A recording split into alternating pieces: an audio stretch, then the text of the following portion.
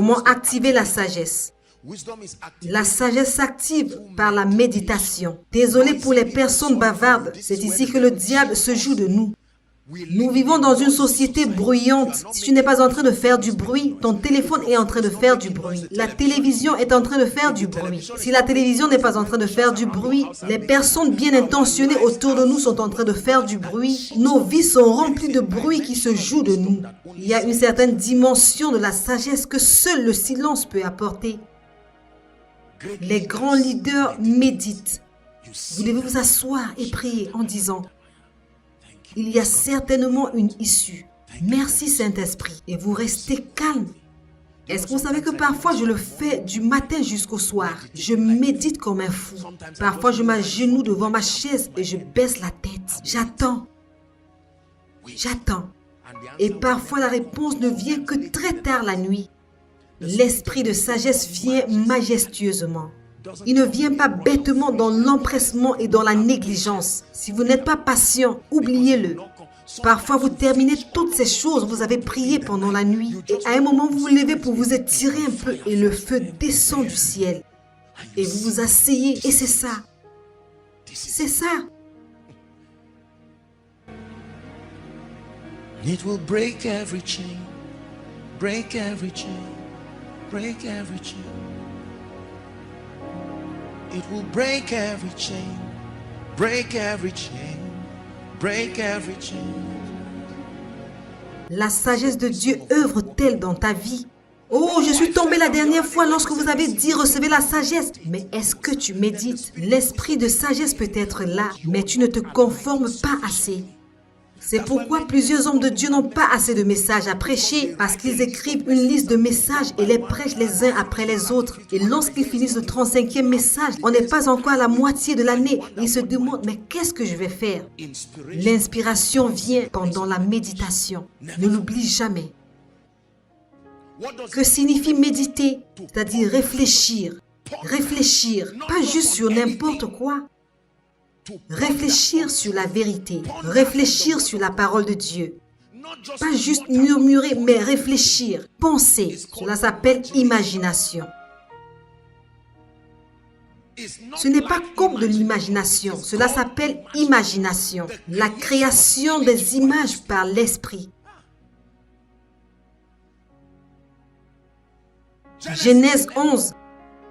Avant que Némrod ne commence à bâtir, il a appelé le peuple et ils ont commencé à méditer. Méditer n'est pas juste s'asseoir sous un arbre.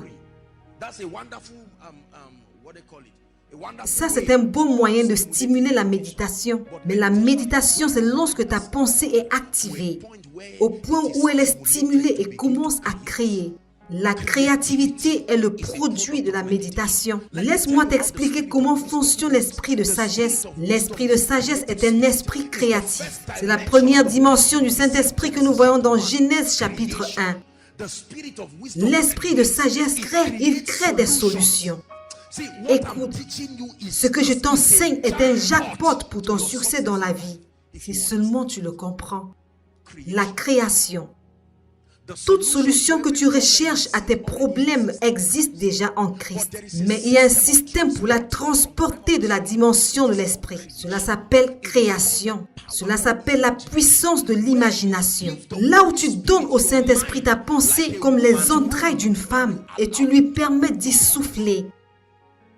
C'est ce qui se passe dans la méditation. Vous offrez votre pensée tout comme une épouse offre ses entrailles à son mari afin qu'il y plante une semence. C'est ce qui se passe. Plusieurs d'entre nous ne sont pas des créateurs. La création ne se fait pas que par la parole.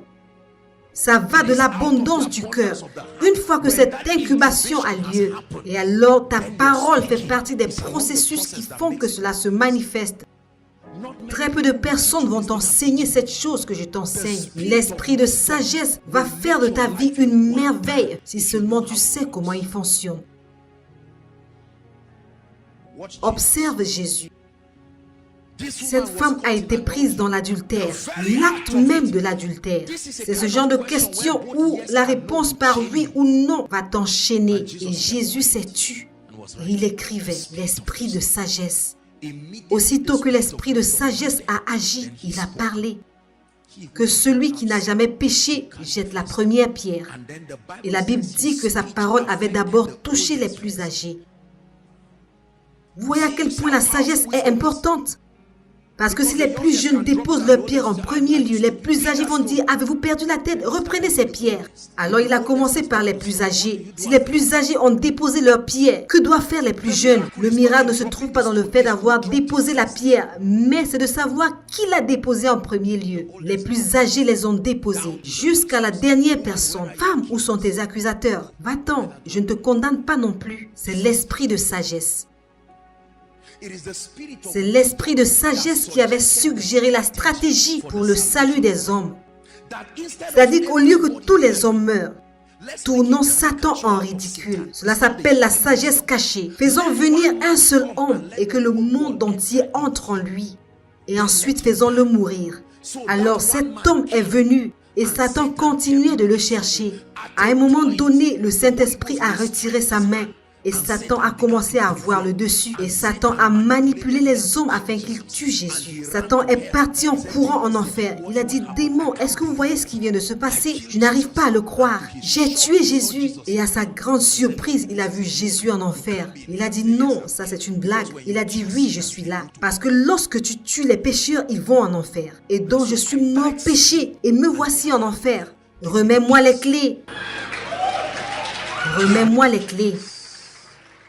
Remets-moi les clés. Et lorsque les clés lui avaient été remises, il a délogé les principautés les puissantes. Il les a offerts en spectacle. Et non seulement était-il ressuscité, mais il est ressuscité avec plusieurs qui étaient morts. Ils étaient dans les rues de Jérusalem. Tout le monde les avait vus. Et il a dit, les gars, c'est ça. Vous irez au ciel, mais je dois être le premier-né parmi les ressuscités. Alors laissez-moi rapidement aller au ciel, je reviendrai et vous y irez. Il est allé au ciel, il a versé son sang selon Hébreu. Sur le tabernacle, il est devenu souverain sacrificateur. Et il est revenu, les gars sont montés et lui, il est allé vers les disciples. Tout pouvoir dans le ciel. Il a désarmé Satan, pas par la puissance, mais par la sagesse. Est-ce que nous sommes ensemble? Laisse-moi t'enseigner quelque chose. Je marche dans l'onction. La plupart des résultats ne dépendent pas de la puissance. La sagesse est véritablement ce qui apporte la domination. Parce que la dimension spirituelle est une dimension légale. Vous l'engagez à travers la connaissance. Pas seulement en essayant de forcer les choses. Il va du ministère des anges de le faire. Ce sont eux qui exécutent la parole de Dieu. Ils confirment la parole du serviteur. Mais la sagesse apporte la solution. C'est pourquoi parfois quand je rends ministère à des gens, vous me voyez faire des choses parfois stupides. Je peux tenir la main d'une personne et le Saint-Esprit me dit, demande à la personne de crier Jésus. Et la personne crie Jésus et elle tombe. Et vous regardez, je suis aussi choqué que vous. Nous sommes tous en train de regarder la sagesse de l'Esprit. Et toi, tu prends cette même formule, tu cours dans une réunion, tu tiens la main d'une personne, tu lui dis « Crie Jésus ». La personne crie Jésus et te regarde et dit « Je l'ai fait ». Et tu dis « Crie encore ». Parce que tu étais juste en train de copier. Ça, c'est l'une des plus grandes erreurs de nous jeunes ministres. Nous copions les actes sans l'esprit qui les a apportés. Est-ce que nous sommes ensemble? La méditation. C'est ici que plusieurs d'entre nous ont échoué. C'est-à-dire, tu t'assois devant le Seigneur. C'est quoi cette chanson? Brooding over every darkness, you are called, listen, light to shine from dark. Comment la lumière peut-elle jaillir des ténèbres? C'est ce que la Bible dit. Il dit, Dieu qui a ordonné que la lumière jaillisse des ténèbres. Cela veut dire que la réponse est là juste avec toi. Dans ton chaos, la lumière, la matière première, reste là dans cette situation et médite et que la création commence à se produire. Lorsque tu sèmes le maïs, malgré la laideur du sol, c'est de là que le produit va sortir. C'est un principe. He's brooding over every darkness. You are causing lights to shine in darkness. You are brooding over all my darkness. You are causing light to shine. shine from dark. Alors, au milieu de cette difficulté financière, assieds-toi là. C'est là que la création se produit. Tu ne vas pas t'éloigner du défi et trouver la solution quelque part. Reste là-dessus. Sur les bords des fleuves de Babylone, nous étions assis et nous pleurions. Une vision m'a été donnée. Nous avons fui les difficultés. Le miracle se trouve juste là. Assieds-toi. Il y a sûrement une solution. Seigneur, ma femme, non, j'ai prié, mais il doit y avoir une solution. Et tout à coup, tu lui permets d'enceinte ta pensée. Frère et sœur, je te dis ceci, ta vie deviendra une merveille pour toi d'abord. Si tu mets ceci en pratique, ce sera comme si tu gardais un charme quelque part. Plusieurs d'entre nous ne s'asseyent pas. Des personnes sans emploi ne s'asseyent pas pour permettre que la création ait lieu. Ils déambulent partout. Oh monsieur, pouvez-vous m'offrir un emploi? Et Dieu est en train de dire, je veux te parler. Non Dieu, je veux me marier. Et les gens disent que je ne peux pas me marier parce que je n'ai pas d'emploi. Et Dieu dit, mais assieds-toi. Si nous pouvons utiliser la moitié du temps que nous passons à déambuler pour juste nous asseoir. Mais juste trouver un endroit calme et nous asseoir. Pendant que d'autres personnes ronflent sur leur destinée, tu vas t'asseoir silencieusement. Seigneur, rien ne marche. 9 sujets de prière depuis l'année dernière, aucun exaucement. Tu n'es pas un menteur. Jésus, parle-moi. Va faire ce que je te dis. Va jouer des chants d'adoration. Il ne suffit pas de t'asseoir et supplier et faire du bruit. L'adoration n'apporte pas la distraction. Elle calme ton esprit. Et donc tu dois t'asseoir. Parfois pendant des heures. La chair ne va jamais te permettre de t'asseoir. Cette chair que tu vois. Dès l'instant où tu vas t'asseoir, tu vas commencer à penser, oh, cette dame est jolie. Ne t'arrête pas. Reste assis là. Et tu dis, mon père, est-ce que tu sais que je n'ai pas eu une bonne enfance? Ne t'inquiète pas. Ta chair essaye de te distraire. À un moment donné, ta chair va être frustrée. Elle va lâcher prise. C'est l'un des avantages du jeûne. La chair est fortifiée par la santé de ton corps. Elle tire profit de la nourriture. Alors quand la nourriture diminue, cela change les interruptions de la chair. Oui, monsieur, c'est le cas. Cela conduit ultimement à booster ta foi. Et c'est comme cela que ça fonctionne. Et tu dois t'asseoir, tu dis, Seigneur, il doit y avoir une issue. Et un verset se présente à toi. Maintenant, c'est Dieu, c'est l'esprit de sagesse qui vient à toi maintenant. Et lorsque tu regardes, et la parole te parle, à moins qu'un grain de maïs tombe à terre, et le Seigneur te regarde, il te dit, c'est 100 000 qui sont tes derniers sous. Je ne vous demande pas de le faire. Va les semer. Tu n'es pas en train de faire un don. Et toi, tu te lèves comme quelqu'un qui est sur le point de mourir et tu t'en vas semer cela quelque part. Dès l'instant où tu le fais, le même esprit qui t'a parlé se dirige vers ton oncle qui ne t'aime pas. Et il lui dit, souviens-toi que je t'ai dit que tu vas bénir quelqu'un. C'est le moment maintenant. C'est Janet. C'est telle personne. Et alors ton oncle t'appelle. La sagesse justifiée par ses enfants. Et tu es surpris.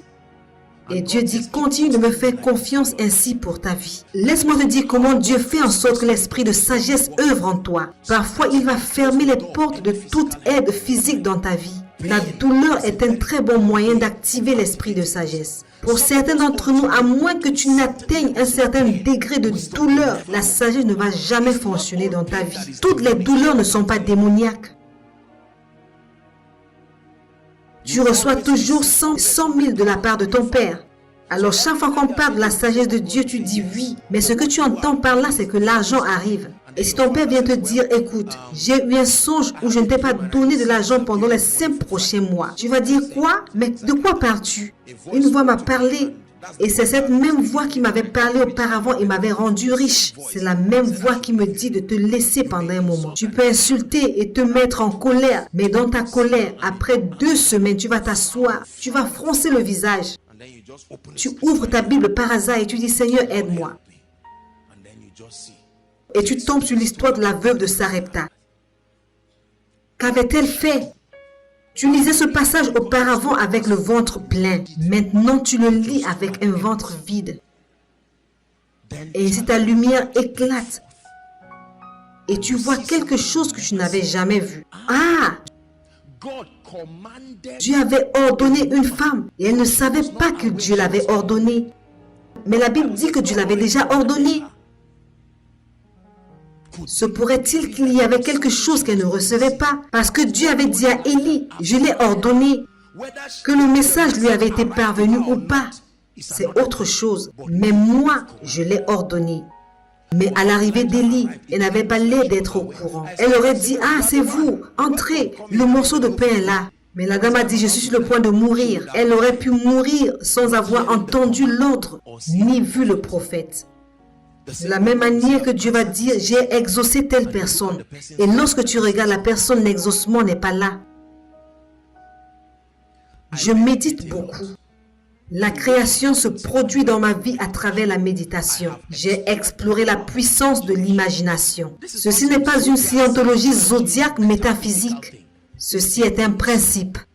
Écoute le conseil que Dieu a donné à Josué. Josué chapitre 1 verset 8. Que ce livre de la loi ne s'éloigne point de ta bouche. Médite-le. Tu ne médites pas ce que tu veux.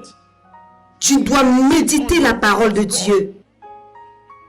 Ne pas seulement lire un journal et dire « Oh, encore !» Ah, les terroristes. Et tu es en train de penser à une solution pour ton église. Ça ne viendra pas de cette manière. Sommes-nous ensemble? Médite le jour et nuit. Lorsque tu médites, tu reçois une information. Et donc tu agis fidèlement. Et ensuite, tu prospères dans toutes tes entreprises. Tu dois t'asseoir et permettre que la force créative de Dieu à travers la sagesse arrive dans ta vie. Seigneur, mon mariage est dans 5 mois. Tout ce que j'ai, c'est 500 000. Le budget, c'est 2,5 millions. Il doit y avoir une issue. Jésus, parle-moi. Mon esprit est ouvert. Je réduis au silence toute voix méchante qui veut rendre Dieu méchant dans ma vie. Seigneur, tu es fidèle et tu le fais étant assis. Et l'esprit de sagesse commence à se mouvoir. L'esprit de sagesse peut te demander de faire n'importe quoi. Il peut juste te dire, appelle une personne. Et tu appelles la personne et elle te dit, je veux faire un transfert. Tu t'attendras à 100 000, mais tu verras 3 millions. Et Dieu dira, maintenant c'est venu. Va épouser ta femme. Et les autres vont te voir et dire, mais toi que je connais. Ah, mon frère.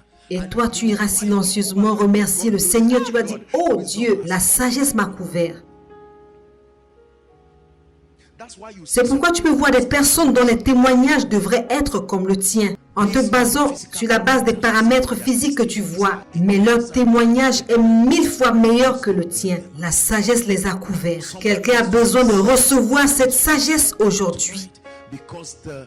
Au lieu de dépendre des hommes pour toujours, permets à Dieu de les amener vers toi. Souviens-toi que j'ai dit, toute bénédiction vient de Dieu, à travers les hommes vers toi. Mais quand tu commences à dépendre des hommes est addictif. C'est addictif. Il peut même s'agir de ton père ou de ta mère. Toutes ces personnes qui parlent toujours de ce qui leur revient de droit. Tu es mon père, tu m'as donné naissance. À 40 ans, tu le dis toujours.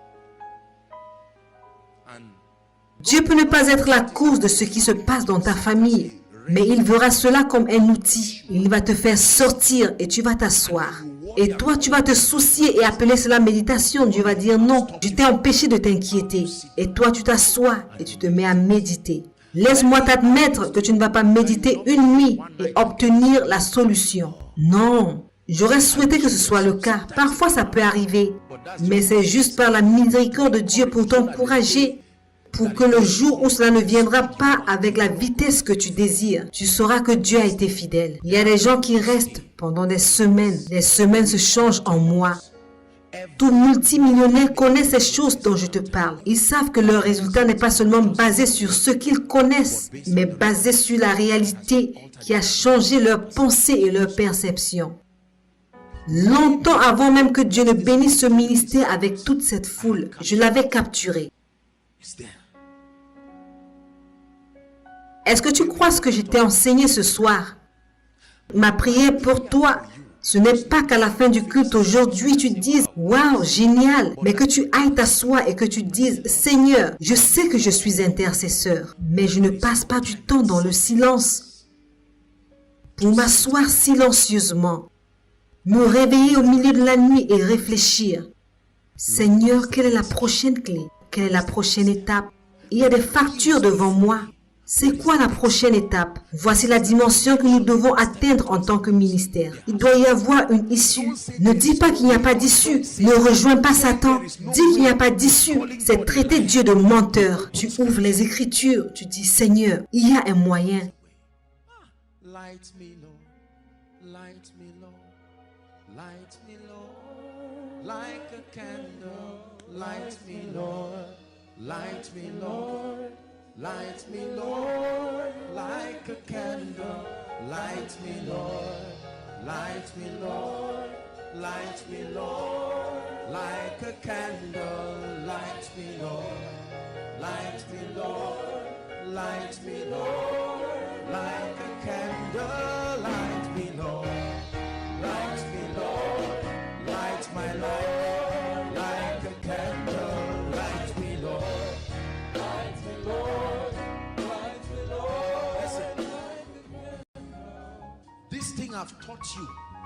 Ce que je t'ai enseigné est le secret de la main de Dieu sur ta vie financièrement. Tu vas t'asseoir et créer entreprise sur entreprise et être choqué de voir que les résultats sont les mêmes. Parce que de l'abondance du cœur, qu'est-ce que tu as incubé dans ton esprit et ta pensée? Il n'est pas question de faire les choses. Lorsqu'on dit ces choses aux gens, ils n'écoutent jamais. Parce que la plupart des gens pensent que les hommes de Dieu ne savent rien au sujet des finances. Et les gens courent partout à la recherche de l'argent. Ils disent, donne-moi de l'argent, je veux faire ceci. Et Dieu dit, une chose est nécessaire. Assieds-toi d'abord.